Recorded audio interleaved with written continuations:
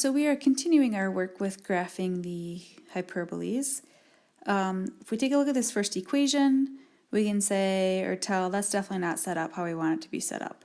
So let's go ahead and rewrite the equation off on the side, do our work with it before we start doing our graphing. So that 9y squared, I do want the x squared and y squared on the same side, so I'm going to go ahead and subtract the 9y squared from both sides, equals negative 81. Now we know that these equations have to be equal to 1, so we go ahead and divide everything by negative 81. Alright, so that's going to give us, remember we transfer the negative to the top, so negative x squared over 81. The negative over the negative becomes positive, and then 9 over 81 reduces to 1 over 9, so y squared over 9 equals, and negative 81 divided by negative 81 is positive 1. But here's that example again where you have a negative x squared, so we'll just go ahead and switch the order of these. Start out with y squared over 9 minus x squared over 81 equals 1. So when your equation starts out with a y squared, we know that this hyperbola is going to open up and down. So that's just a good little preview of what's coming. Alright, so this is our a squared. So a squared equals 9. Here's our b squared. B squared equals 81. Go ahead and square root both sides. So a equals 3, b equals 9. Alright, we need the 3 and the 9 so that we can find our foci over here.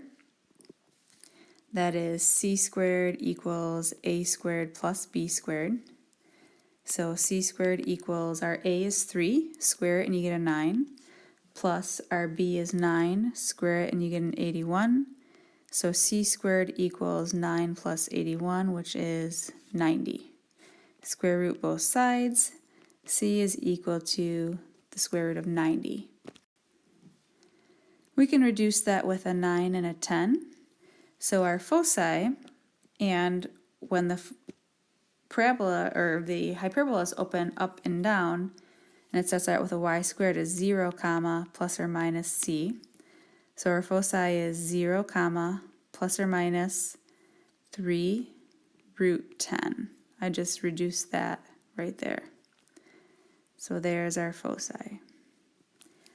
Alright, going back to our graphing, we're going to use the a and the b. So when our hyperbola opens up and down, remember the a's, you can think about the a being the value that kind of connects the two, and that's going to be the b. So a is 3. So from the center of our graph, we're going to go up 3, plot a point, down 3, plot a point. Your b is 9, so you're going to go to the right 9, plot a point, and to the left 9, plot a point. Go ahead and draw in that rectangle. After this, we need our diagonal lines. Again, rulers probably make this a lot easier. I'm doing my best to draw that carefully. All right, the vertices of this hyperbola is right there on the box.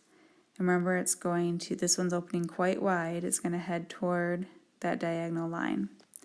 Here's the vertice here. It's heading towards that diagonal line.